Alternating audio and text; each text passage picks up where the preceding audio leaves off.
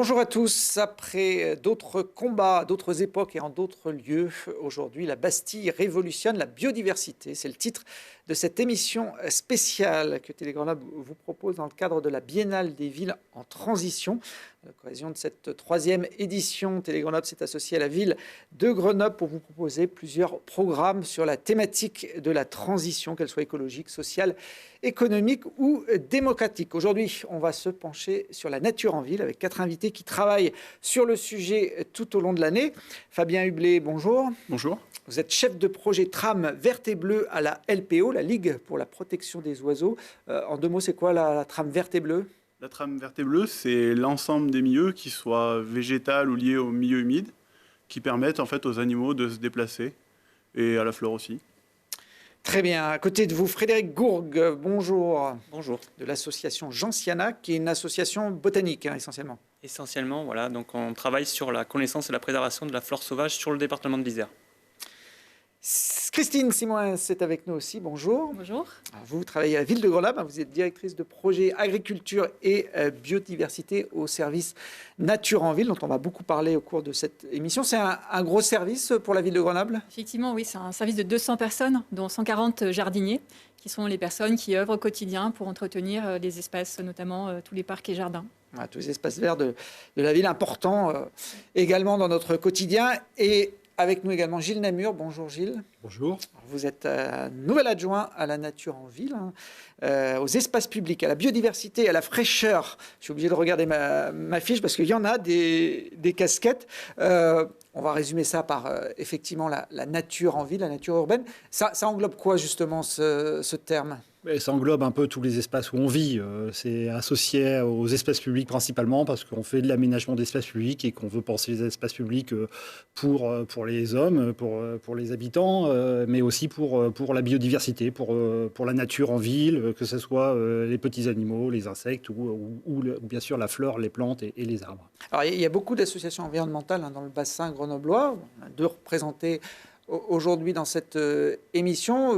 Certaines travaillent vraiment en partenariat avec la ville de Grenoble. Oui, c'est important pour nous. On essaie de travailler au maximum avec eux, les associer à nos projets, que ce soit effectivement la LPO Gentiana, j'en cite quelques-unes, la MNEI ou encore la FNE. C'est des subventions qu'on leur verse, 150 000 € de subventions chaque année, et puis des projets qu'on va aussi cofinancer. C'est important. Ils nous apportent de l'expertise, ils mettent en œuvre, ils nous accompagnent dans nos projets et puis aussi dans les projets des citoyens. Alors on va séquencer cette émission en 3 parties. On parlera tout à l'heure justement de l'action de la ville pour préserver et restaurer le vivant. On fera un focus aussi sur les initiatives menées par les habitants ou les associations en faveur de la biodiversité. Il y en a beaucoup, je le disais, sur l'agglomération de personnes qui sont sensibilisées à cette cause. Mais on va démarrer avec un clin d'œil, plus qu'un clin d'œil, même à notre joyau naturel quand on habite Grenoble, c'est la Bastille. On peut dire que la capitale des Alpes est certainement la seule ville en France à disposer d'un tel espace naturel qui abrite une biodiversité très riche. Avant d'en parler, je vous propose de partir à la découverte de ce site.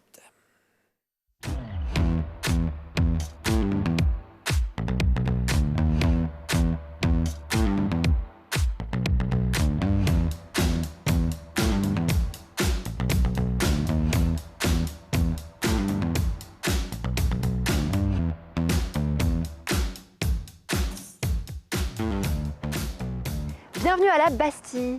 Je vous emmène à la découverte de ce lieu exceptionnel, bien connu des Grenoblois et des touristes.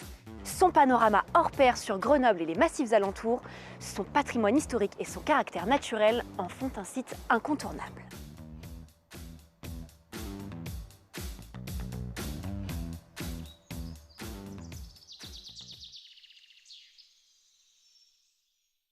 Notre tour découverte commence par le milieu qui occupe le plus de surface à la Bastille, la forêt. Saviez-vous qu'une grande partie des arbres avait été plantée par les militaires au XIXe siècle ? C'était pour rendre le fort encore moins accessible aux potentiels ennemis. Et au-dessus de la forêt passent les fameuses bulles de Grenoble. Nous partons tout de suite à la rencontre de Patricia Gallois, directrice du téléphérique.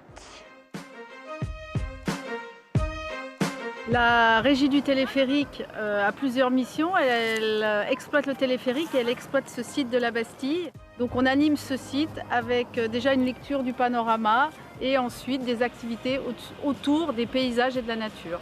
L'été, à la Régie du Téléphérique, on propose entre autres, dans notre programme d'animation, des balades nature et paysages avec un accompagnateur moyenne montagne qui vous permettent de découvrir le fort et également des balades sensorielles où une animatrice spécialisée vous fait découvrir l'endroit avec vos 5 sens.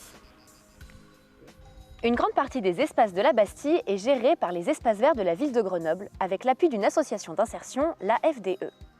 Ce sont ainsi 10 jardiniers parmi les 139 de la ville qui s'occupent quotidiennement du site et notamment de ses parties basses comme le jardin des dauphins. Mais ils ne sont pas les seuls. À la belle saison, des invités surprises viennent leur prêter main forte. Jean-Yves Vendroux, chef d'équipe du secteur, nous en dit un peu plus. Alors pour l'entretien des travaux sur la Bastille, depuis quelques années on fait du pastoralisme.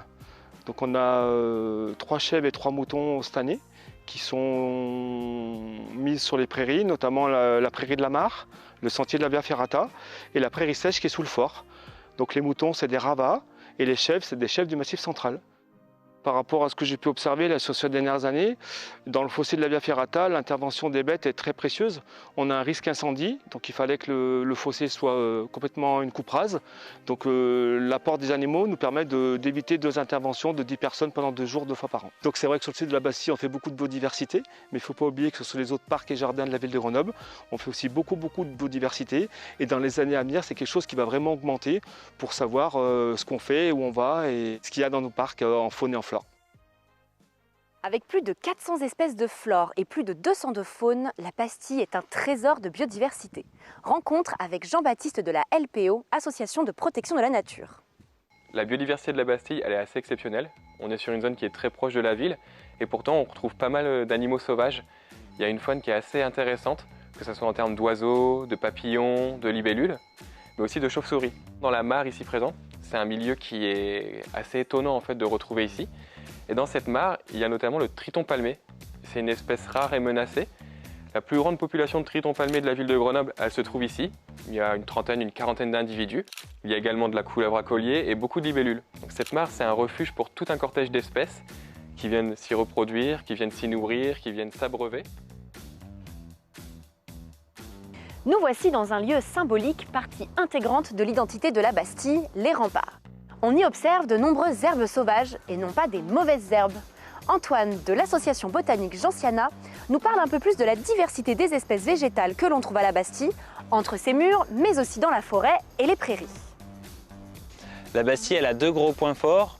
Le premier, c'est la diversité des milieux qu'on peut y trouver. Donc on parle de la forêt, des prairies plus ou moins fermées, et également des falaises et des murs de pierre qui regorge de biodiversité et notamment en botanique il y a la linaire à feuilles d'origan qui est une espèce patrimoniale. La Bastille subit également l'influence méditerranéenne de par son exposition et de par sa proximité à la région méditerranéenne. On y retrouve des espèces comme le pistachier térébin, le genévrier turifère ou l'orchis de Provence.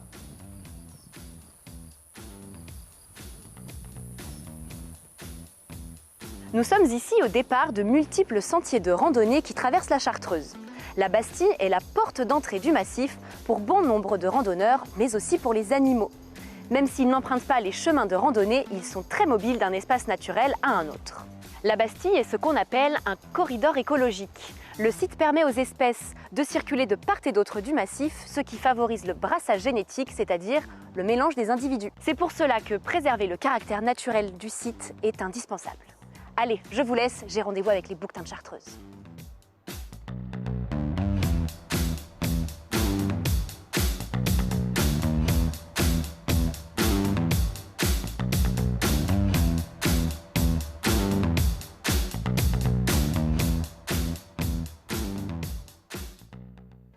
Voilà, vous regarderez peut-être la Bastille un peu différemment lors de votre prochain footing ou votre prochaine balade sur les hauteurs de Grenoble. C'est un film qui a été réalisé par Jean-Baptiste Decotte, qui travaille à LPO, on l'a vu d'ailleurs dans le reportage, avec l'aide de Clara Rougier, Clarisse Novelle et Christine Simoens aussi, qui a participé à la conception de ce film. C'est ça. J'étais effectivement commanditaire et je voulais un film qui soit ludique pour intéresser le public. C'est effectivement la ville de Grenoble, Gilles Namur, qui a commandé ce film. Pourquoi un film sur la Bastille? C'est un espace que tout le monde connaît. Oui, mais on avait la volonté de montrer un petit peu autre chose, montrer que c'est pas juste un espace touristique ou pour les sportifs ou patrimonial, c'est un joyau, un trésor de biodiversité. On voulait montrer cet aspect-là, on voulait montrer que la volonté de la ville de Grenoble d'entretenir ce site, de le choyer, de l'améliorer encore et vraiment de le préserver. C'est un aspect important de cette nature qu'on a finalement au-dessus de nos têtes pour tous les Grenoblois et qu'il fallait montrer différemment. Oui, c'est un site qui est très fréquenté, peut-être le plus fréquenté de l'agglomération. Pour autant, on le voit, la biodiversité, il trouve sa place. Oui, bien sûr. Les milieux qui sont présents sont quand même très intéressants.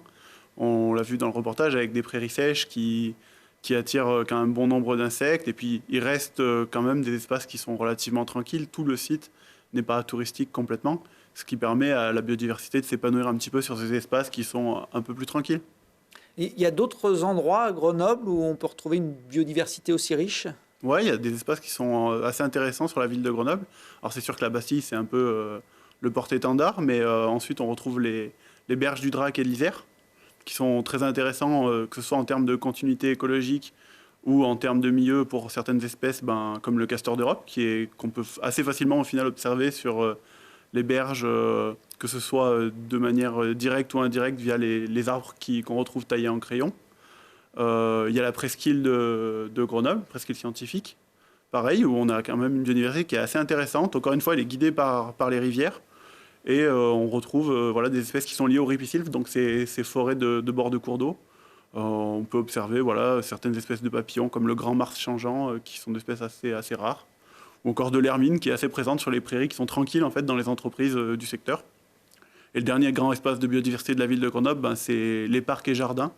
Et plus généralement, tous les espaces au final qui sont un peu végétalisés, où là, on va être sur une nature plus ordinaire, chardonneret élégant, verdier d'Europe, ou moineaux domestiques. Enfin, vous avez toute cette petite cohorte d'oiseaux qu'on connaît un peu tous, et qui sont présents sur l'ensemble de ces espaces verts de la ville. Frédéric, du côté de la flore, même constat, beaucoup de richesses. On est capable d'estimer combien il y a d'espèces, par exemple, de plantes différentes sur une ville comme Grenoble ? On a une petite idée, effectivement. Sur la ville de Grenoble, on a recensé à l'heure actuelle plus de 600 espèces. Donc c'est une belle diversité. Alors effectivement, la Bastille, c'est le joyau avec les berges de l'Isère et du Drac. Et puis, comme le disait Fabien, on a les parcs et jardins qui sont gérés de façon écologique pour la plupart et qui accueillent une belle diversité aussi de plantes plus communes. Et puis, on a aussi les rues qui, avec l'arrêt de l'utilisation des pesticides depuis plusieurs, je ne sais plus de 15 ans maintenant à Grenoble. 2007, donc plus de 15 ans.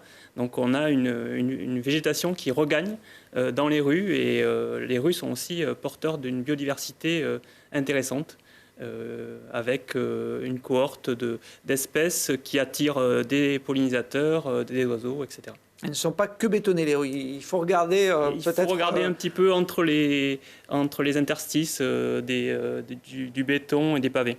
Alors, Frédéric et Fabien le disent, la Bastille, ce n'est pas le seul atout pour la ville de Grenoble en termes d'espace vert. Il y a notamment les parcs que vous citiez, et il y en a beaucoup sur un terrain comme Grenoble. Il y en a quelques-uns en tout cas, c'est certain, et on n'est jamais assez. On aimerait qu'il y en ait beaucoup plus, mais on est déjà quand même bien lotis. En termes de biodiversité, il y a aussi le parc des Berges là qui est emblématique dans le sens où les nichoirs qu'on a pu installer ont été, on a vu qu'ils sont habités, investis par les oiseaux à 90%. Donc c'est-à-dire qu'il y a de la nature, il y a de la vie dans ces espaces-là. Il y a le parc Jean Verlac à la Villeneuve qui est assez exceptionnel, le parc des Champs-Élysées et puis aussi le parc un peu emblématique, le parc des Dauphins, très intéressant d'un point de vue biodiversité et d'un point de vue vie, tout simplement. Moins dans le parc Mistral, qui est peut-être le plus connu, le plus central à Grenoble, c'est moins riche. Il y a pas mal d'arbres déjà dans ce site. C'est un très beau parc, il y a beaucoup de choses, et il y a beaucoup de choses très intéressantes. Après, c'est un parc qui est très fréquenté aussi, mais ça reste un parc qu'on veut utiliser comme démonstrateur, parce qu'il y a des nichoirs, parce qu'il y a des oiseaux, parce qu'il y a des écureuils, parce qu'il y a beaucoup de variétés effectivement de plantes, et que ça reste un parc aussi très, très intéressant, mais très fréquenté, et tant mieux. Pourquoi c'est si important que ça de préserver la biodiversité en ville? On pourrait se dire, c'est un milieu urbain, la biodiversité, elle a tout le reste de l'espace pour elle. Est-ce que ça vaut le coup de faire autant d'efforts? On a besoin de la biodiversité, ne serait-ce que pour se sentir bien déjà. La biodiversité, ce qui est bon pour la nature est bon pour l'homme. Les espaces verts, c'est des espaces de fraîcheur, c'est des espaces de repos. On a besoin de pouvoir les installer. On a besoin aussi de travailler cette biodiversité pour éviter que, typiquement, comme on le voit en ce moment, que certaines espèces s'installent et certaines peuvent être défavorables, comme par exemple le moustique tigre, par exemple. Et c'est bien qu'on recrée un écosystème autour de certaines de la vie, quoi. Donc, on a besoin de toute façon de nature. On a besoin de nature en bas de chez soi. Donc, il est important pour créer de la nature qu'elle soit la plus saine possible, la plus, je dirais, vraie, sauvage, quoi. Christine, c'est un bienfait pour notre vie quotidienne? Tout à fait. En fait, nous, ce qu'on a intérêt, si on veut sauvegarder en fait, les espèces, c'est de sauvegarder aussi nos espaces, enfin, de les protéger. Donc, c'est des espaces qui sont pour chacun d'entre nous, les habitants. C'est effectivement, comme le disait Gilles, c'est des espaces où on va trouver du confort en été s'il y a des canicules, donc, comme nos parcs et jardins. Et pour les animaux, nos espaces, ils vont servir à la fois de nourriture, ils vont servir d'abri pour se loger pour les animaux, et puis ils vont aussi permettre aux oiseaux, aux écureuils, etc., de se déplacer d'un endroit à l'autre dans la ville. C'est tout. Voilà. Vous parlez de la chaleur. Est-ce que la pollution, la nature en ville, ça peut avoir un impact sur la pollution, ou ça reste marginal, ce que peuvent dégager les plantes? C'est plutôt marginal. Le principal impact, en fait, pour la nature en ville, c'est le fait que ce soit imperméabilisé. Enfin, le principal facteur, en fait, de perte, en fait, de biodiversité, c'est le fait qu'il y a une perte des habitats. Voilà. Ça peut être la perte aussi d'arbres qui sont susceptibles de tomber et qu'on est obligé de couper parce qu'ils sont trop vieux. Voilà, donc d'où l'intérêt pour nous d'amener des choses en compensation. Alors vous évoquiez les écureuils à l'instant. Parmi les outils mis en place pour préserver la biodiversité en ville, il y a les écuroducs. Alors, je ne sais pas si vous avez déjà entendu parler de ce terme. Je vous propose d'écouter Adrien Lambert, qui travaille lui aussi à la Ligue pour la protection des oiseaux. Il nous explique le principe des écuroducs. Les écureuils, ce sont des animaux qui sont assez forestiers. On a l'habitude de les voir dans les arbres. Ils n'aiment pas trop être au sol parce qu'ils sont un peu vulnérables par rapport à leurs prédateurs. Et quand il y a une route qui passe au milieu d'une continuité forestière, là où on va avoir des arbres de chaque côté de la route, ils peuvent être tentés de traverser la route. Quand ils traversent la route, forcément, ils sont susceptibles de se faire écraser.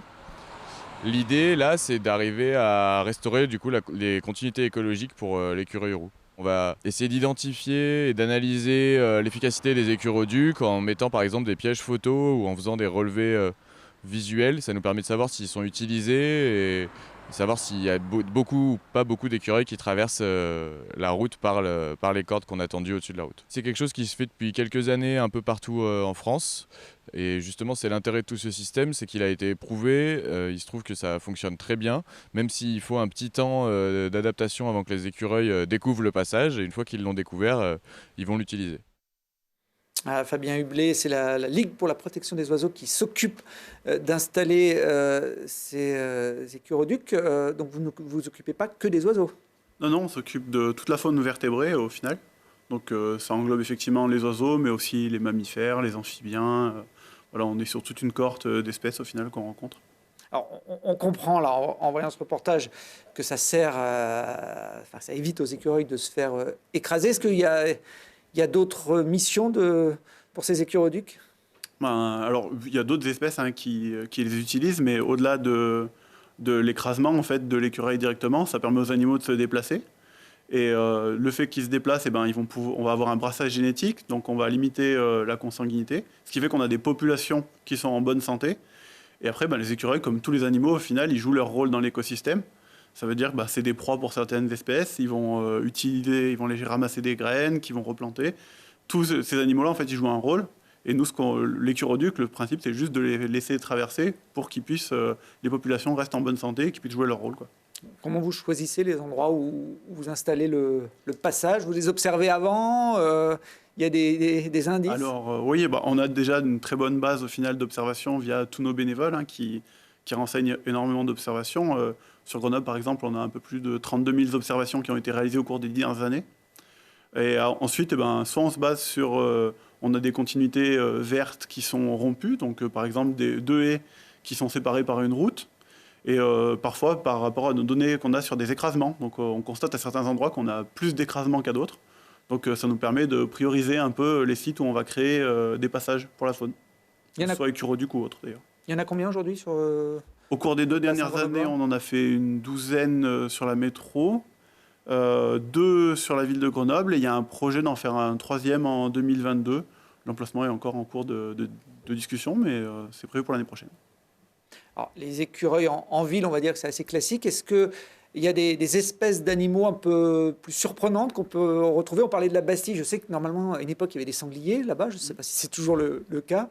Oui, non, bah, sur la ville de Grenoble, effectivement, il y a les espèces de nature ordinaire, on va dire, qu'on connaît un peu tous. Mais comme je vous disais tout à l'heure, le castor, c'est pas une espèce que les gens ont l'habitude de voir. Il avait quasiment disparu et aujourd'hui, il est revenu et il s'observe assez bien. En termes de mammifères, le renard, qui est assez présent sur la ville. Les sangliers utilisent aussi un petit peu les berges pour se déplacer. Ils pénètrent assez peu la ville, mais ils sont plutôt présents. Ça, c'est pour la grande faune, on va dire. Mais ensuite, vous avez tout ce qui est les chauves-souris.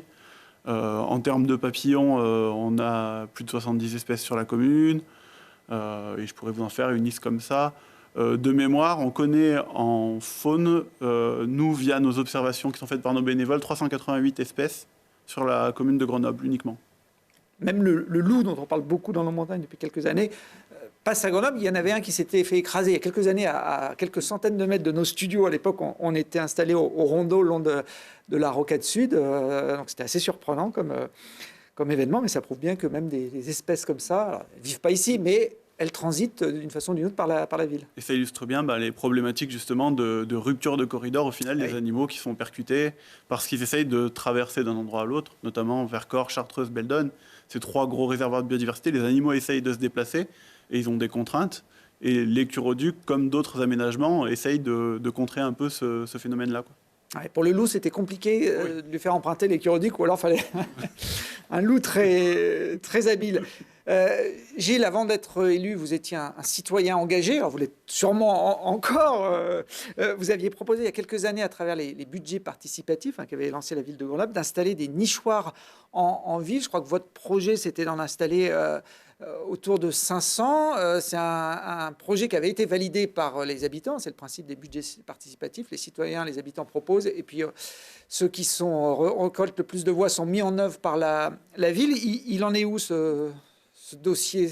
Il a été réalisé. C'est vrai que c'était un chouette et beau projet. 500 nichoirs et gîtes, des gîtes pour les chauves-souris, des nichoirs pour des hirondelles et des mésanges, répartis sur toute la ville.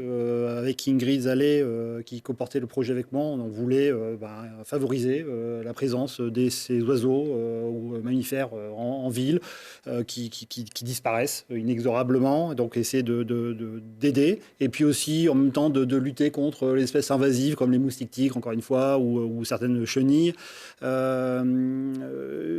a été mis en œuvre par la ville de Grenoble, mais avec nous, avec la LPO, 500 nichoirs sur toute la ville, nichoirs et gîtes. Il y a une cartographie qui est encore en cours de mise en œuvre pour que chacun puisse retrouver les nichoirs sur une carte. On est en train aussi de former nos agents à l'entretien, réparation ou compléter tous ces nichoirs pour pouvoir déjà avoir un statut complet et toujours avec la LPO de l'utilisation de ces nichoirs-là, éventuellement déplacer, en réparer ou venir compléter ces nichoirs-là.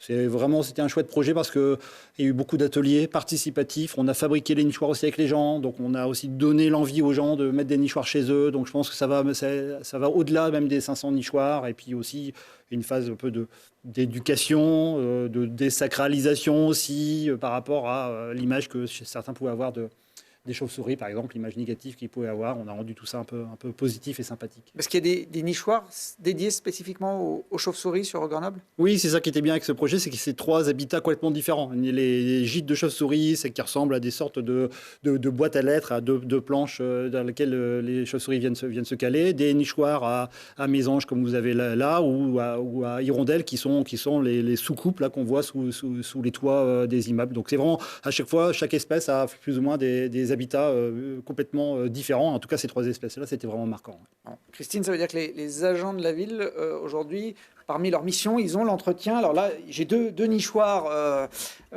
qui m'ont été amenés par la LPO. Ils ont dans leur mission l'entretien de ce parc. C'est ça, on est en train de former une dizaine d'agents du service, donc Nature en Ville.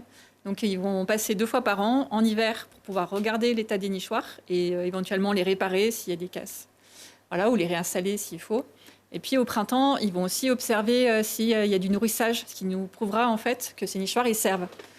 Donc là, il y a eu un premier inventaire l'hiver dernier qui montre que ces nichoirs, ils ont été occupés. Donc il y avait bien des nids dedans, donc essentiellement des mésanges. Donc c'est par rapport au fait qu'il y a eu beaucoup de nichoirs à mésanges qui ont été posés. Donc on est vraiment très satisfait de savoir que ces 500 nichoirs, ils sont utiles. Voilà, parce qu'au départ, la question se posait quand même, on ne savait pas ce qui allait se passer. Oui, c'était un projet, vous l'aviez estimé à 40 000 € à l'époque des budgets participatifs, si je me souviens bien. 25 000. 25 000, et puis finalement l'enveloppe, c'est 20 000 € à peu près qui ont été dépensés pour les nichoirs, une cartographie en ligne qui est en cours, quoi. Alors, ça, c'est un nichoir à mésanges. Je n'ai pas trop de mérite parce que c'est marqué sur le côté. Les oiseaux qui ont la même taille des mésanges, ils savent à l'avance qu'ils n'ont pas le droit de rentrer dans celui-là, ou comment on classifie comme ça l'accès des oiseaux aux différents nichoirs? Non, alors nous, c'est ce qu'on appelle un nichoir boîte aux lettres, ce type de nichoir-là. Alors effectivement, les mésanges sont des grosses utilisatrices de ce type de nichoir parce que c'est des espèces qui sont cavernicoles. Là, le diamètre en fait, du trou d'entrée permet de sélectionner encore un peu plus les espèces. Donc on va pas pouvoir... Ça va cibler les petites mésanges, donc mésanges bleus, mésanges noirs ou mésanges nonnettes. Mais vous avez d'autres oiseaux qui sont cavernicoles aussi, qui vont les utiliser. Mais c'est vrai qu'en ville, vu que les mésanges, c'est une des espèces les plus présentes, elles utilisent beaucoup ce type de nichoir. Combien d'oiseaux par nichoir? Je ne sais pas s'il y a des quotas, Vu que c'est pour faire uniquement de la reproduction, vous avez un couple qui va s'installer, qui va pouvoir faire jusqu'à... Généralement, il y a 2 nichés par an. Et ensuite, les jeunes à l'envol, c'est assez variable en fonction de la météo et puis de la nourriture disponible. Une mésange, ça va de 3-4 petits jusqu'à 6-7. D'accord, mais ce n'est pas de l'habitat partagé. Le couple s'installe dans le nichoir et il fait sa vie. Les mésanges sont territoriales, donc l'habitat n'est pas partagé. Pour typiquement le moineau domestique, qui est une espèce grégaire qui vit en groupe, on peut mettre comme ça 4-5 nichoirs côte à côte et ça pose aucun problème. Alors là, il y en a un autre, un peu différent. Celui-là, on va dire que c'est le nichoir classique, un peu l'image d'Épinal, on pourrait dire. Celui-là est différent, même la matière semble surprenante. C'est un nichoir en béton de bois. Effectivement, c'est un peu plus lourd, c'est un peu plus costaud. Ça a quelques avantages, notamment d'un point de vue thermique, ça isole un peu mieux. Et puis, c'est plus résistant sur le long terme. Après, comme le disait Christine tout à l'heure, de toute façon, un nichoir, quelle que soit la matière ou la solidité qu'il a, il faut quand même annuellement l'entretenir pour ne serait-ce que le vider, parce que les oiseaux vont les utiliser effectivement en période de reproduction. Mais vous avez par exemple sur la ville de Grenoble aussi des petits mammifères qui vont utiliser ces nichoirs pendant l'hiver pour hiverner. Et ils vont remplir en fait le nichoir, ce qui fait qu'il est plus utilisable pour les oiseaux l'année d'après, d'où l'intérêt de faire de l'entretien, quoi. Les habitants peuvent mettre de la nourriture, Christine, ou c'est pas conseillé, c'est géré par les professionnels? Alors en fait aujourd'hui ces nichoirs ils servent vraiment à abriter les oiseaux, c'est pas pour les nourrir. Nous on conseille aux habitants sur leur balcon, ils peuvent mettre effectivement des graines dans des distributeurs, donc faut bien les nourrir plutôt pendant l'hiver et s'arrêter fin mars. Voilà, pour pas non plus trop habituer à ce qu'ils viennent manger. Après, ils font plus d'efforts pour aller se nourrir eux-mêmes. Voilà, faire un peu d'efforts. Voilà, c'était pas la vocation. Par contre, on a un autre projet, qui est un projet de mangeoire qu'on fait avec les musées en fait du département. Donc, par exemple, on a installé des mangeoires. Il y en a qui sont au musée dauphinois sur la Bastille, et on en a aussi au musée de l'ancien évêché, dans nos espaces verts, où les gens peuvent venir mettre des graines. Mais bon, voilà, a priori, dans ces musées, c'est plutôt les gens du musée qui viennent parce qu'ils mangent beaucoup. Quand on commence à les habituer, il faut remplir tous les jours, quoi. Oui, puis il ne faut pas toujours donner n'importe quoi aux animaux. On le voit souvent, ça, sur des enclos. S'il vous plaît, ne donnez pas à manger parce que pas de pain. Ils n'ont pas forcément le régime alimentaire qu'on peut, c'est vraiment des graines, nous imaginer. Oui, c'est ça, que des graines et puis surtout uniquement pendant l'hiver. de toute façon, la plupart des oiseaux, quand ils sont au nichoir et donc qu'ils ont des jeunes, vont les nourrir avec des insectes. Donc les graines, ça ne les intéresse pas forcément. Gilles, alors, je l'ai dit, vous n'êtes plus maintenant aujourd'hui uniquement un citoyen engagé, vous êtes adjoint à ce service de la nature en ville qui est important. Donc au-delà des nichoirs, qui était un peu votre projet initial, qu'est-ce que vous faites d'autre en tant qu'adjoint ? En tant qu'adjoint, beaucoup de choses. En tant qu'adjoint à biodiversité, on essaye de s'appliquer à un programme, on préserve, on gère, on restaure. C'est le maître mot du service biodiversité. Gestion naturelle dans les parcs. On essaye de plus en plus. On l'a vu au sortir du confinement de l'année dernière, qu'on avait laissé pousser dans les parcs beaucoup plus. Et puis finalement, que les gens se sont rendus compte que il y avait des coquelicots, il y avait des nouvelles fleurs qui poussaient, que c'était chouette. Donc on s'est dit qu'encore plus qu'avant, on allait essayer de préserver ça. Bien sûr, les parcs, c'est des espaces de jeu, c'est des espaces de pique-nique, c'est des espaces où on s'allonge. Donc, il y a toujours des endroits qu'on va pour les usages, mais on va essayer de laisser de plus en plus d'espaces ensauvagés pour permettre à la biodiversité de se développer.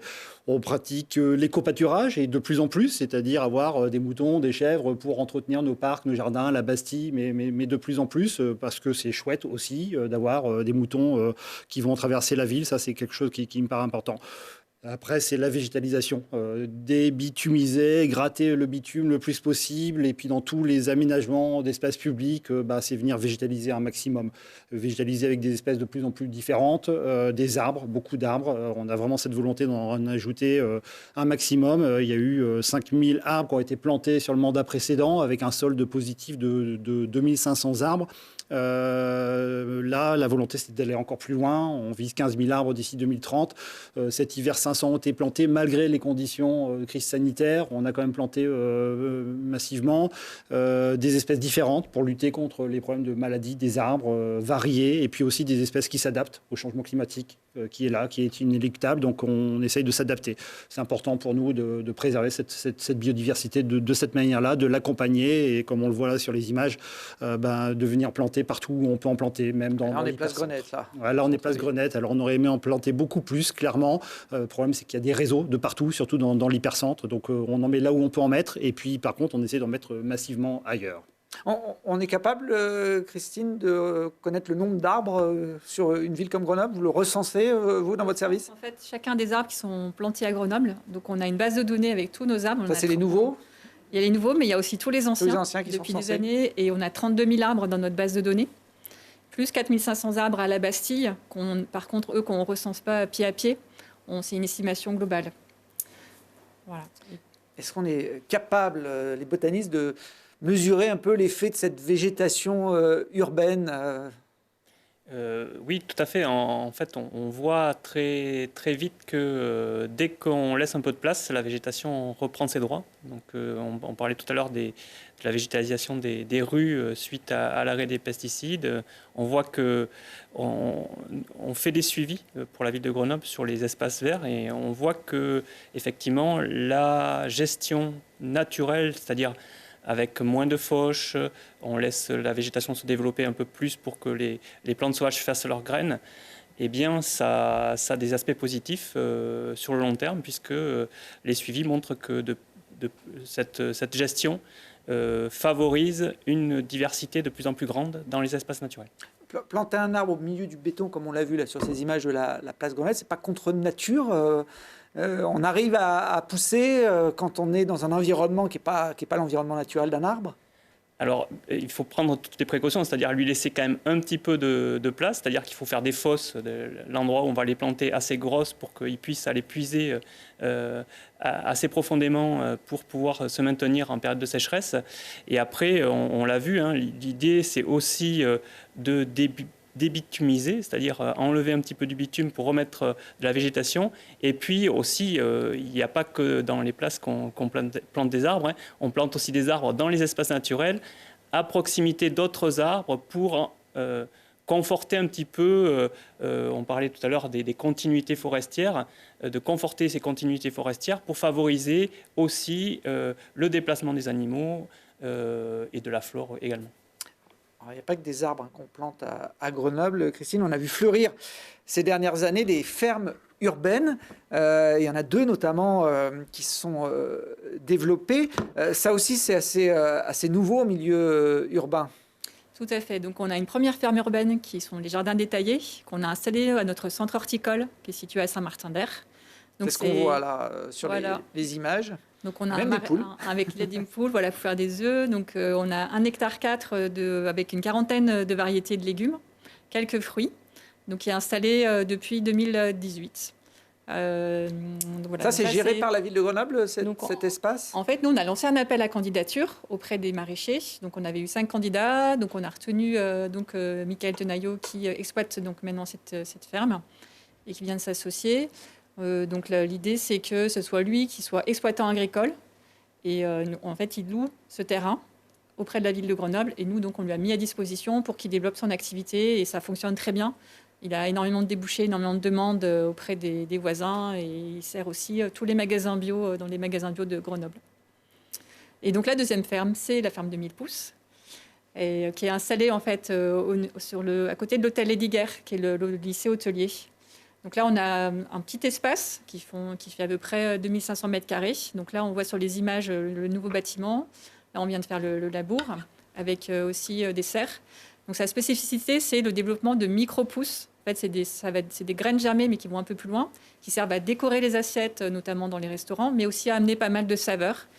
Donc là, on a un espace qui est plus petit, parce que c'est une plante qui apporte plus de plus-value, qui est plus facile, qui ramène plus à l'unité. On a besoin de moins d'espace pour la développer. Donc là, on est sous la serre, où on va pouvoir mettre les tables. Les micro-pousses, c'est des choses qui se font sur table.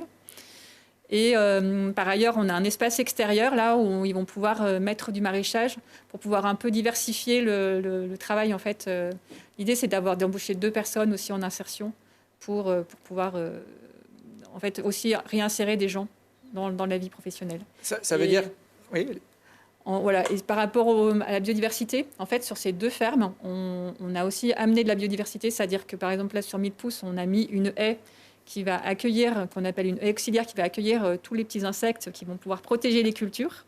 Et puis sur la ferme du jardin détaillé, on a aussi mis donc des arbres têtards, on a mis 2 mares, donc qui est dans le programme en fait d'installer des mares aussi, nous dans différents espaces de Grenoble. Bientôt, on en aura un au Bastion, une de mares. Et puis on a aussi mis donc des haies et aussi une haie morte. Fabien peut-être pourra nous en parler, à quoi ça sert. Oui, parce qu'une haie morte, pour moi, c'est un peu contradictoire. Non, le principe d'une haie morte, c'est juste au final d'avoir un petit espace. Je pense que les gens voient assez bien les hôtels à insectes. Là, le principe, c'est un peu le même, c'est de fournir en fait un abri. Tout simplement, on appelle ça une haie morte parce que ça a la forme d'une haie. Mais tout ce qui va être une petite zone comme ça, avec du bois, des petites zones de tranquillité pour les insectes, ça joue son rôle de gîte. Très bien, voilà, j'ai appris ce que c'était qu'une haie morte. Donc ça veut dire qu'à terme, les Grenoblois pourront aller à la ferme près de chez eux, acheter leurs produits. Ça peut aller jusque-là, le développement de ces structures? C'est déjà le cas. Donc là, pour la première ferme, ça se fait un petit peu à l'extérieur, pas sur site. Et sur 1000 pouces, l'idée, c'est aussi de me donner à voir. C'est aussi de faire des ateliers avec les habitants du quartier, pour leur apprendre à jardiner ou à voir comment pousser les légumes. Il y a pas mal de gens, notamment les jeunes. On a fait cet été des visites avec des chantiers jeunes qui ont découvert comment pousser des aubergines et des tomates. Voilà. Tout ça, c'était intéressant. Et on a aussi implanté des plantes qu'on appelle des messicoles. C'est des plantes des moissons. Donc il y a du coquelicot, du bleuet qu'on peut voir aussi donc, sur ces fermes et puis aussi sur tout le reste des parcs à Grenoble. Et ça, spécifiquement, c'est des plantes qui sont très nourricières pour les insectes et après pour les oiseaux. Parce qu'il y a des petites graines, c'est des plantes que connaissent bien les oiseaux, à la différence des plantes horticoles qu'on peut avoir et qui intéressent plus les habitants pour nos yeux. Mais voilà, on installe aussi tout ça pour la faune.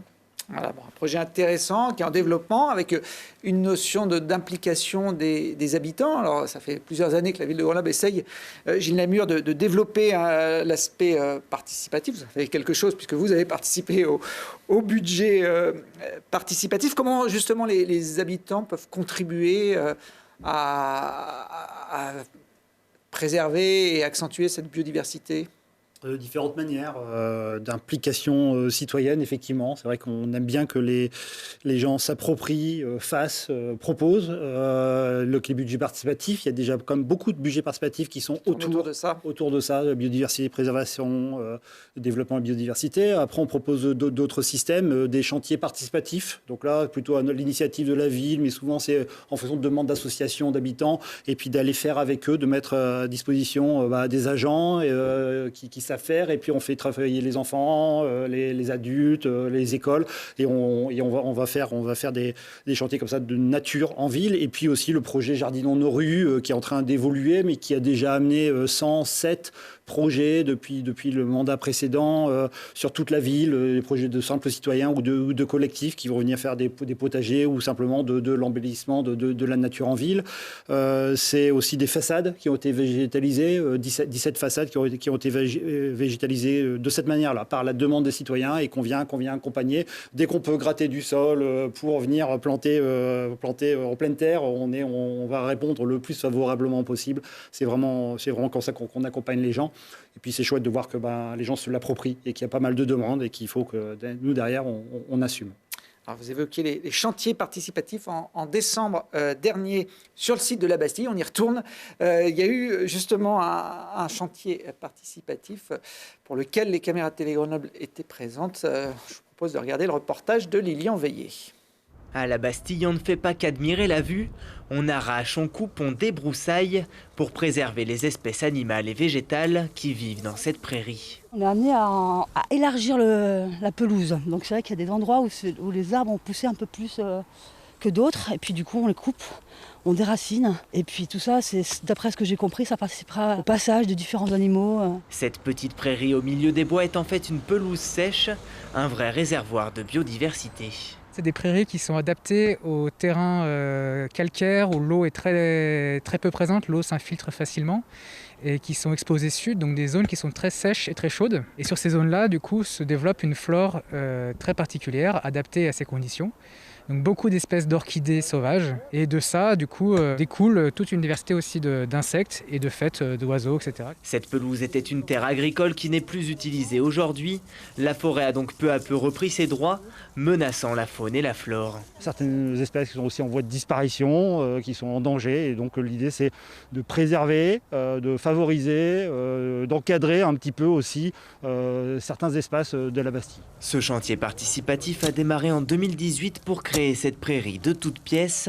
Il a repris le temps d'une journée avec une vingtaine de bénévoles et l'association de défense de l'environnement Gentiana. Étant habitant de Grenoble, je suis née ici, c'est ma ville entre guillemets, donc voilà, ça me touche, ça me parle. J'habite pas loin, donc la Bastille, on y va très souvent, c'est un peu chez nous. Pour une fois qu'on peut faire une action un peu concrète en faveur de la biodiversité, c'était la bonne occasion. Et outre le suivi des espèces et la valorisation du site, le projet s'inscrit aussi dans le cadre de Grenoble Capitale Verte 2022.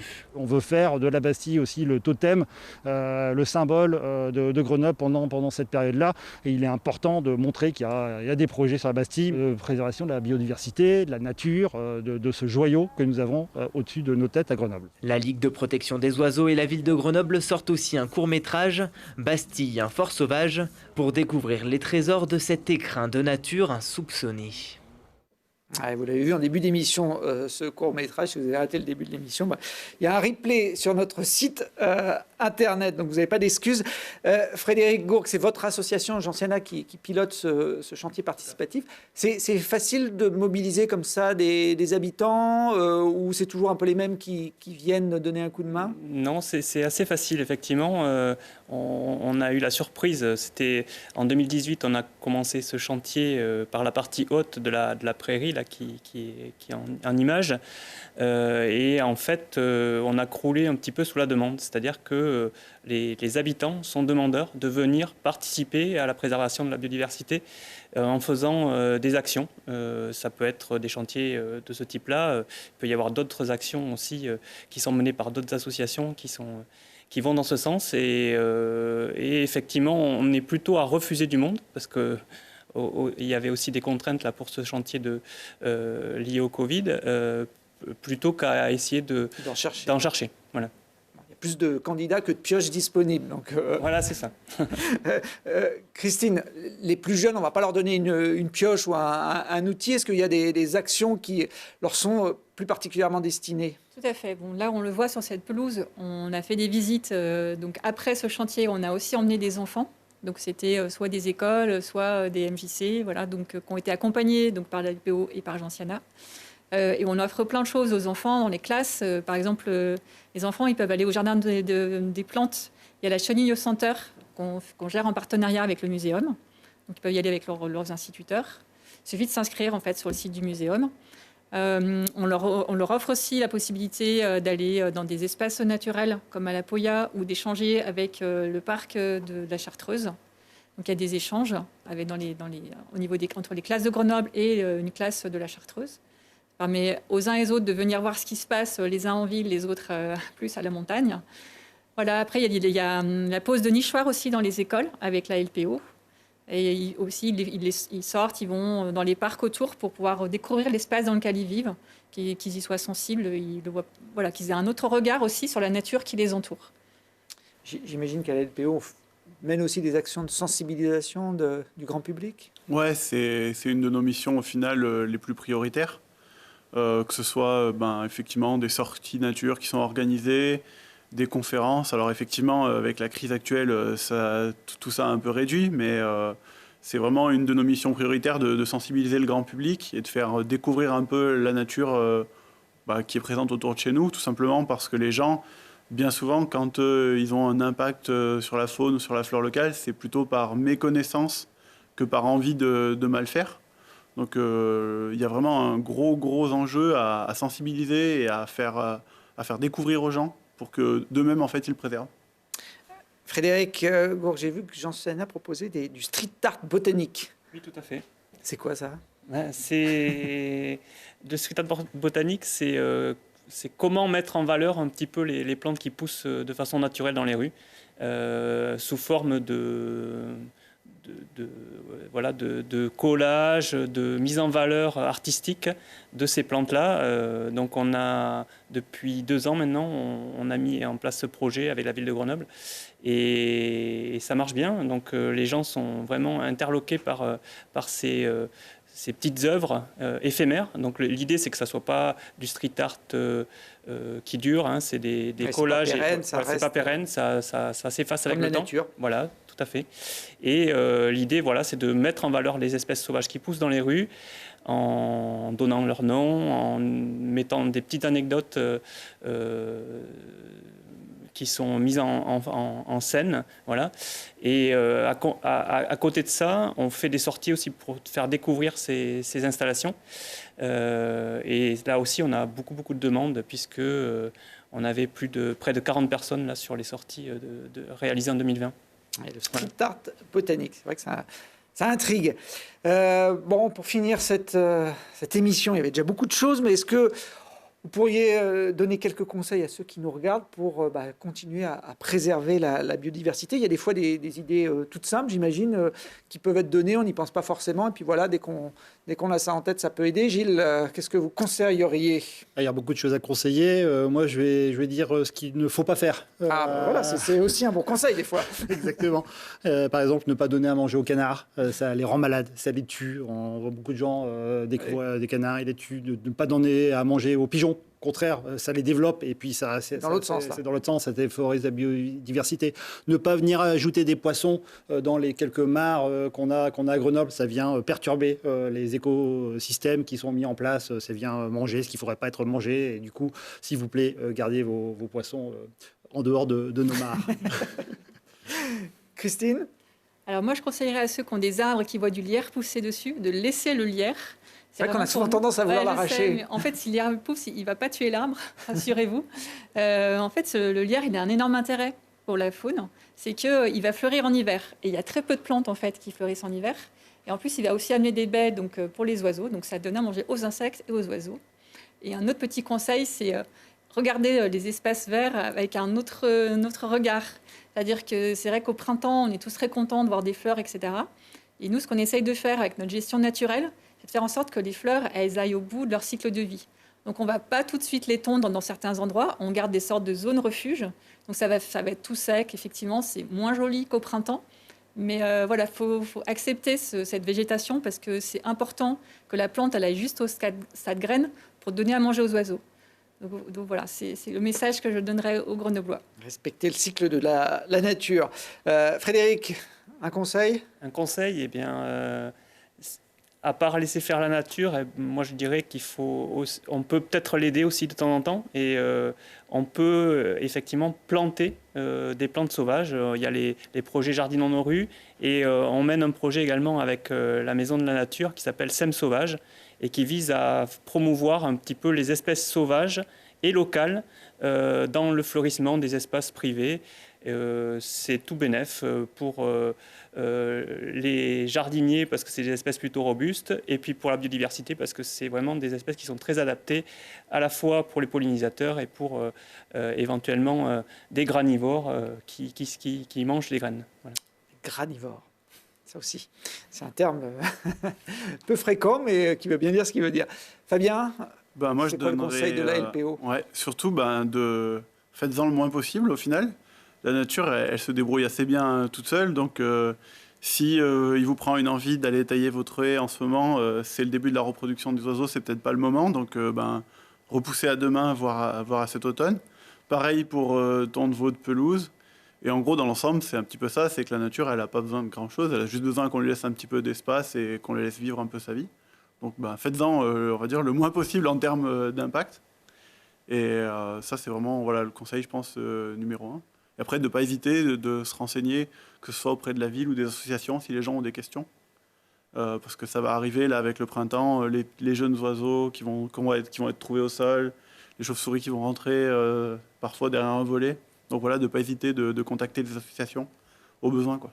Et il y a notamment le Ticodrome sur l'agglomération qui permet aux animaux blessés de se refaire une santé. Le confinement, pour parler d'un sujet d'actualité, le premier confinement, on avait dit que ça avait permis à une certaine forme de biodiversité de reprendre un peu le terrain, et notamment en ville. On avait quelques images, alors pas forcément à Grenoble, mais dans des villes d'animaux sauvages qui déambulaient dans des rues vides. Ça arrive au final assez fréquemment. On y fait peut-être moins attention en temps normal. Après, l'impact a peut-être été plus fort au niveau de la flore, presque, puisque du fait du confinement, on a beaucoup moins entretenu les espaces. Et ça, c'est quelque chose qui a été beaucoup ressenti, j'ai l'impression, que ce soit par les services ou par les habitants. Au final, cette flore qui s'est développée et d'avoir un petit peu des fleurs de partout, c'est favorable forcément après par effet ricochet sur la faune, quoi. Bon, voilà, alors même si la crise sanitaire continue un peu de brider les initiatives, il y a des choses de prévues dans les semaines, dans les mois qui viennent. Gilles, on peut en citer quelques-unes. Après cette biennale, il y a les journées portes ouvertes du centre horticole de la ville de Grenoble, qui se situe à Saint-Martin-d'Air. On invite tout le monde à s'y rendre. On peut y aller toute l'année, mais en particulier pendant les journées portes ouvertes pour y découvrir beaucoup de choses, s'informer, se former, découvrir tout ce qu'on fait, et puis aussi respirer. C'est un espace magnifique où on se sent bien. Et moi, j'y vais assez régulièrement et je me sens bien quand je suis là-bas. C'est là où on prépare tout ce qui va ensuite être installé dans les différents espaces verts de la ville. Voilà, typiquement les fleurs, par exemple. Mais aussi on fait pousser des légumes qui sont utilisés par exemple, la cantine de la ville de Grenoble. Bon. On pourrait avoir des portes ouvertes le 1er mai, mais en ce moment, rien n'est moins sûr. Donc, la date est à surveiller sur les différents moyens d'information. Christine, un autre temps fort Tout à fait. Alors, on revient à la Bastille. Donc, on a des temps forts qui sont prévus en mai et juin. Donc, pour l'éco-pâturage, donc avec les moutons, les chèvres. Et puis, pour présenter la faune et la flore. Donc, là, il y a une plaquette pour montrer aux habitants et sensibiliser les habitants à la découverte des papillons à la Bastille ou dans d'autres espaces. Alors ça, on voit les troupeaux de moutons à la Bastille. C'est vrai que ça peut être surprenant, mais ça fonctionne bien. Tout à fait. Ça fait depuis 2014 qu'ils sont à la Bastille. En fait, ils nous entretiennent l'espace. Ça permet de faire aussi de la prévention des incendies. Et puis, c'est une gestion douce des espaces plutôt que par rapport à nos tondeuses. Là, ils vont tranquillement brouter l'herbe. Donc ça, c'est plus favorable. Donc du coup, grâce à ça, on a des pelouses qui sont entretenues. Et à la Bastille, donc comme on me disait, en fait, on a 70 papillons présents. Ils sont Et tous donc, là, non, presque on est la ville de France avec le plus d'espèces de papillons parmi les grandes villes en France, grâce notamment à la Bastille. Je ne les ai pas jardiniers... comptés, mais il y en a beaucoup là sur le dépliant, voilà, recto verso. Et donc ça, c'est les papillons, c'est notre petit indicateur qui nous permet de suivre. J'aurais mis la tête en l'envers, je vais les remettre à l'endroit quand même, les pauvres. Ça, c'est un dépliant donc, qui sert aux agents du service espace vert, donc une douzaine, qui mesure en fait l'impact de ce qu'on fait de notre gestion naturelle. On regarde à travers le papillon. Si on a plus de papillons en quantité et puis une diversité d'espèces, ça veut dire qu'on a une bonne gestion. Voilà, donc là, l'idée, c'est aussi qu'on sensibilise les habitants grâce à cette plaquette dans les mois, voire les années qui viennent. Très bien. Frédéric, je crois qu'il y a un guide également en préparation du côté de Gentiana. Pas pour les papillons cette fois. Non, pas pour les papillons, mais qui vont servir pour les papillons, puisque c'est un guide de la flore sauvage, donc qui est en préparation et qu'on espère pouvoir sortir pour 2022. Voilà. Donc l'idée, c'est de présenter, c'est toujours dans le même esprit, c'est de faire découvrir et de sensibiliser encore plus le grand public à la connaissance de la flore sauvage.